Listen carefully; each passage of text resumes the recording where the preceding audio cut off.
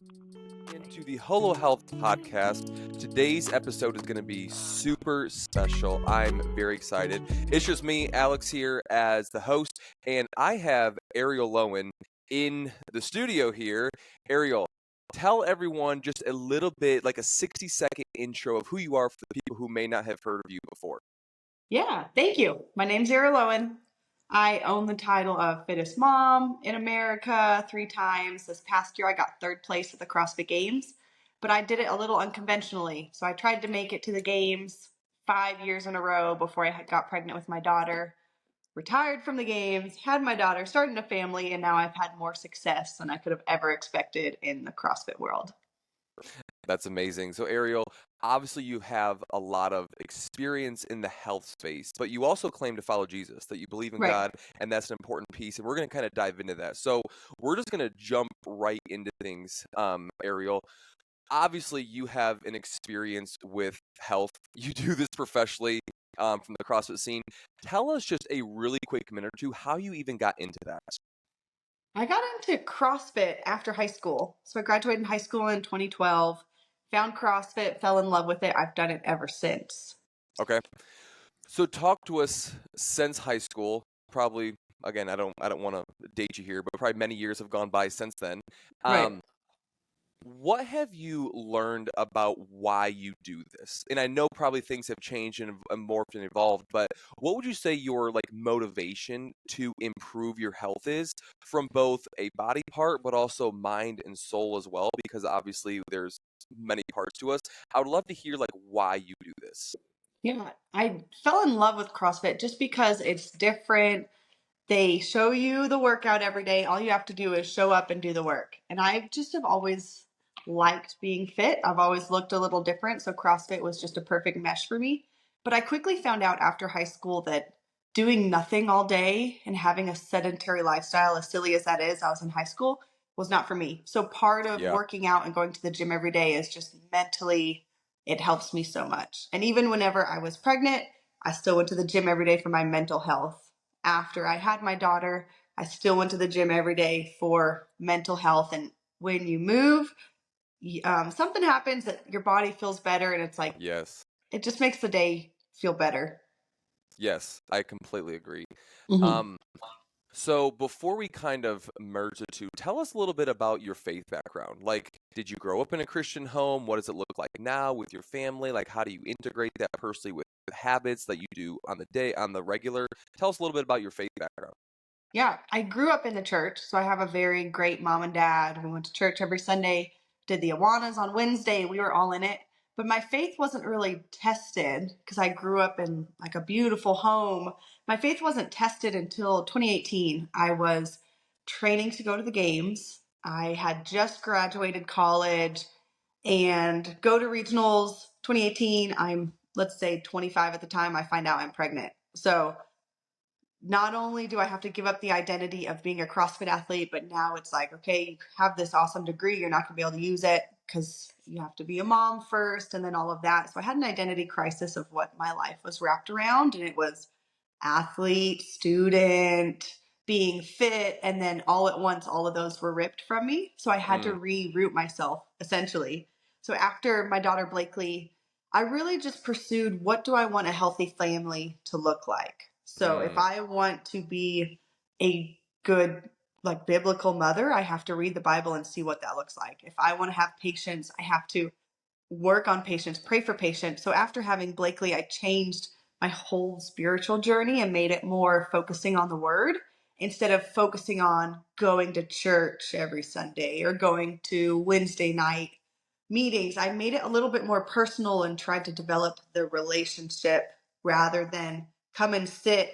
I tried to change it to read and go, like go tell others about Jesus. So now what that looks like for me is I do a lot of physical training. So like I'll do my cardio session, but whenever I'm doing my hour of strength work every day, it's listening to the Bible, listening to Christian music, which is very bizarre because usually it's like slap your chest, turn up the metal music, hit a max back squat. Right. But I found that peace comes in the whisper. So I'm building my physical strength and my mental strength at the same time.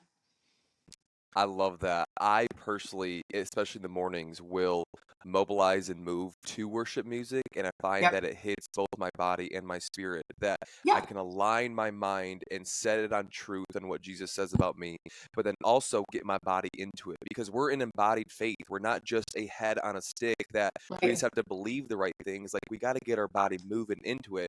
And that's just a very small sliver of kind of what we're doing over here at Whole Love Health. it.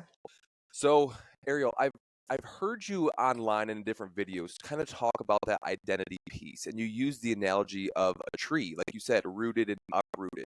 Right. Um, Especially during motherhood, which for some could be this very beautiful celebration of like, wow, I've finally become a mom, but which was, I'm assuming, was part celebration for you, but also was an identity crisis. Right. What would you tell specific women right now that are pursuing their health, but also kind of going through that, what you went through as well? Some of the things you've learned, how would you encourage them and what would you tell them today?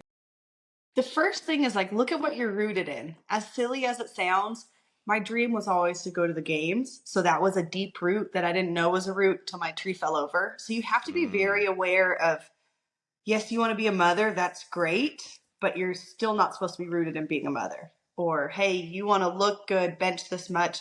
You can't be rooted in it. You have to be focused on the word. And that's the only thing that will like keep your perspective and mind clear yeah, of like, this is a blessing that I'm a mother. It's not my identity. This is a blessing that I'm healthy and I can move. If you make the healthy and move like I am healthy, then it's just going to be ripped out. You have to see everything as a blessing and like keep it in its place. spot on. Um, how do you balance everything? You have so many great things going as far as Thank you. you have a daughter, you're also a wife, you're also a professional athlete, but you're also trying to pursue your relationship with Jesus. What does balance look like for you in this season? It's funny because when you say all of that, I get like, oh my gosh, I do have a lot going on. But it's all perspective. I live a very blessed and easy life, but I also have boundaries in my life. So I know that if I overcommit to too many things, I'll get overwhelmed and then I'll lash out, or I'll get overwhelmed and I'll have a bad attitude. So I have to prioritize family first. So that means like after 5 p.m., don't ask me to do anything, I won't show up because Right, that's family time. right. From 2 to 4, I prioritize like my business. So like doing awesome podcasts, talking to you, and then prioritizing my training. If you ask me to do something and it doesn't align with like what I'm trying to do that day, I say like, sorry, I can't show up. What about another day? So I just get used to saying no respectfully. So that way I can protect my family unit and still prioritize working out in this season. So I love that you have to have boundaries to keep You what have we to. say the most important things, the most important things. Um, how do you specifically know what to say yes and what to say no to? Is it just like if it aligns with this and it's in the time domain, then yes? Or like how do you choose, like how do you filter your yeses and your nos? Yeah, perfect example. I get asked to speak a lot here in town, and I will only say yes if it's about God or if it's about the word or if it's like a Bible study.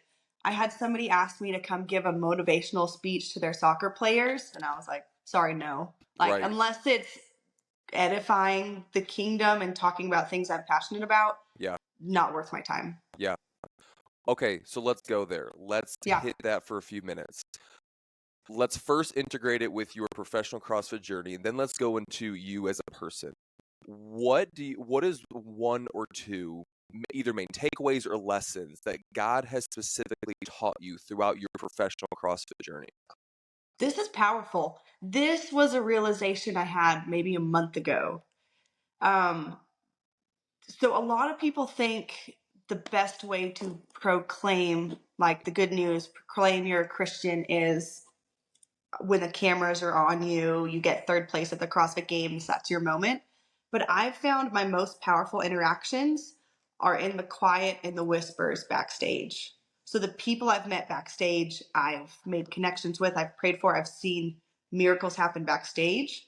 So the most powerful thing I've seen is he's not in the impressive performance. I mean, he has a hand in it, but Right. what changes lives is the backstage when you feel like you're too busy, but no, somebody's crying and you need to talk to them, or you just start up a conversation. So it's in the quiet, the moments that seem unimportant. important is when the most happens. Arielle, I love that you said this was a month ago. Like, this is fresh. What led you to this realization? Because obviously, like, God and the Holy Spirit are stirring something in your heart. What led you to this? Late at night, somebody shot me a text at 11 a.m. I wasn't able to respond to it till like 11 p.m. And it was a questionnaire. He's writing a book and he's like, "Can you tell me some of your experiences about CrossFit? How have you seen God move the most?" Hmm. And I just sit and reflected. And the easy answer would be like, "Oh, God helped me get third place at the CrossFit Games." Hmm. But what happened backstage at the CrossFit Games to like a number of 5 different people is way more powerful than anything thousands of people got to see. Yeah. Yeah. Arielle, so everything you're saying is absolutely gold. I appreciate your wisdom, your experience, your time. But I know someone's listening that's like, hey, I'm a fan of Arielle for what she's done, but I don't really align with like the Jesus or the God thing. Right. What would you encourage them or tell them to do or think about if they are not a believer or a Jesus follower? Like, what's something you would tell them? This is going to be really controversial. So bear I, with me. I love it. Come on. The first thing I'd say is like, I feel like what most people say is go to church. But the first thing I'd say is don't go to church, open your Bible and read it. Mm, Experience for yourself, and then you'll know. If you just experience sitting in church and somebody else feeding you, like people's words are going to come back void. You have to open the Bible and experience. Until you do, everything I say, everything you say, Alex, is going to sound crazy. what does that look like for you specifically? Because yes, we need to be self-feeders. We can't be just feeding from a Sunday experience or an Right. Instagram reel. Like following Jesus is all about relationship, and relationship is built in the intimate, quiet moments like you were talking about. So, Yep. how do you practically get into the Word? It's overwhelming. If you don't even know where to start, it's hard to do. The first thing I'd say is see if somebody wants to read with you. Yeah. If not, my Bible reading has changed as the seasons of life has changed. Last year, it was physically, whenever I drank my coffee, opening my Bible and reading Mm, it. This year, it's in the gym. I turn on, like I'm doing the Bible recap, which takes you through reading the Bible. This year, it's turning that on while I'm doing my strength work and just listening to it, because I feel like, as goofy as it is, I don't have 20 minutes of quiet to sit down and read the Bible. sure. In this season of life, for me, if I can listen to it, it's good. So it's just meet yourself where you're at. That's If good. reading is a little overwhelming, listen to it. I'm Yeah. listening to it. There's no shame in that, as long Yeah. as you're getting fed from the word. I like what you said, where we have a common phrase like start where you are, not where you should be. So many people Right. think that they should do 20 minutes or 60 minutes. Like, hey, if I don't have that right now, God can only move in my life with what I give him today. Right? Exactly. He can't move in my heart if I'm not being the realest, most authentic self that I can be. So like, hey, if I only have my strength session or this 5-minute coffee session to give to him, that's fine. He just asked to give us what we have. So Right. I In the love that. Bible, sorry to cut you off, the Bible is overwhelming. So I always recommend open up Matthew, Mark, Luke, or John. Those 4, you can't go wrong. And it's just literally learning about who is Jesus. Yeah, I was gonna say for the person who may be listening, that's like, what is Matthew, Mark, Luke, and John? Why start Right. there? What's special about those? It's just the story of Jesus. It's the whole thing our faith is based upon. So if like to experience him, you want to learn about him and just know a little bit. So I feel like it's a good place to start. Cool. As we're kind of rounding third on this topic, Arielle, what would you say is one thing that God is teaching you currently? The biggest thing is perspective. It feels like I have a lot going on in life, or it might look like I'm super successful from the outside world, but I have to keep everything in perspective. Like the season of my life I'm in is a blessing. Some days are hard, but I get to stay home and work out full time. I Yeah, get to stay home with my daughter while my husband goes to work. It's all about perspective and the lens you see things through. Because I've seen a lot of athletes backing out of the games because of the pressure and all of yeah, that. But yeah. I'm like, if you have the perspective of this is hard, this is overwhelming, I have to get first, it is going to be overwhelming. But you have to have, I'm learning perspective of like what a blessing everything is. I mean, I teach and I tell people that your quality of life is largely determined on your perspective. That Exactly. so many, I mean, the human condition is half struggle, half blessing, half hard, half beautiful. Like that is just an adult. That is just humanity. That's how God created this world. And it's what we choose to focus on. I mean, it's Romans 8, a Right. mindset in the flesh versus a mindset in the spirit. I can look at the good, true, and the beautiful, or I can look at the dark shadow side. Like it's Right. perspective. I love that. Um, Ariel, I want to, as we're kind of wrapping up this conversation, I kind of want to ask you a few more questions. And something you said was your definition of success. You said from the world's perspective, it looks like I'm successful. What is your personal definition of success, and has that changed throughout your professional career? It's funny. I did the open announcement back in Tennessee, and they asked me a lot of questions. And one of them was, what is your most proud accomplishment?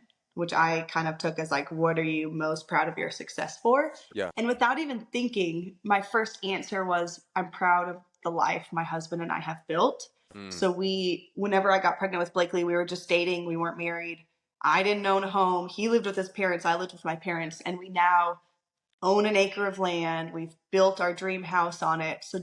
And we have a healthy family unit. We all sit down and eat dinner at the table. So for me, what we've built and cultivated our family to be, I'm really proud of. so And that that's was the answer I gave at the open announcement.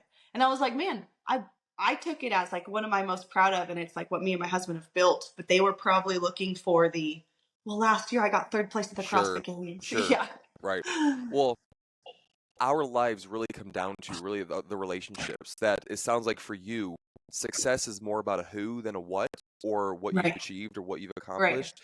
And when I think about success at the end of my life, sitting in my hospital bed or my rocking chair at a nursing home, I'm not going to think about CrossFit Games accolades or business stuff. I'm going to think about, where are my kids? What's the status of Right. my marriage? Like, how are me and Jesus today? And it always comes back to a who. Um, so Ariel, as we're thinking about that, what do you want people to remember you by? Let's say many years go by, you have this like outward successful journey with whatever this looks like, but when your time has come and gone, what do you hope your legacy to be? I hope I'm known for the people that I meet at the games, that I was intentional with seeing them and meeting them where they are in the moment. That I wasn't too wrapped up in my performance and I have to recover, I have to do this, that I could see people and touch people's lives. I hope selfishly from a CrossFitter perspective that people see that you don't have to sell your soul to CrossFit and work out 8 hours a day. You can have a family, you can be successful in CrossFit, and you can have balance. Ariel, I absolutely love that. We are going to be done with just the conversational piece of this podcast. I appreciate it so much. In the last 2 minutes of this episode, I'm just going to throw some fun hitters. It's kind of like the Coke or Pepsi game, like what would you choose? Would you rather type style. Let's do it. We'll just do a few of these, and then we'll finish our episode here. So, first one is, would you rather burn or drown? I know, hard one. Ooh, I think my biggest fear is something like the Titanic happening, like you're Oh out yeah, at sea. And yeah. so that terrifies me more than burning would, but I know burning would be more painful. Would you rather always be hungry or itchy? I'm going to say hungry. Would you rather be a famous actor or a musician? Musician. Would you rather have an extra $1,000 a month or an extra $12,000 once a year? I'm going to say 1,000 a month. Mexican or steakhouse? Man, that depends on the occasion, but I'm probably going to have to go steakhouse. Crunchy or smooth peanut butter? Crunchy. Two more. Fly or teleport? Teleport. Last one. Would you rather have really bad underbite or really bad buck teeth? Mm. I'm going to say buck teeth. You really thought about that one. I did. Um, I wanted to at one point in my life be a dental hygienist, so I did love teeth for a time. So that one was a hard one. That was a hard one. I could see the wheels turning. Arielle, Right. I appreciate you so much. I just appreciate the message that you're sending. Like, you have this success Thank from the you. outward appearance, but just all the videos, just having this conversation with you, like, you're the real deal. Like, you have an authentic self. You're also preaching the gospel. You're helping people. You're loving them where they're at. And as just someone over here, also preaching CrossFit in a different capacity Right. down here, I appreciate it. I appreciate people like you. So thank you so much for your time. Whole Health, I appreciate you tuning in, and we'll see you in another episode. Thanks, Arielle. Thanks for having me.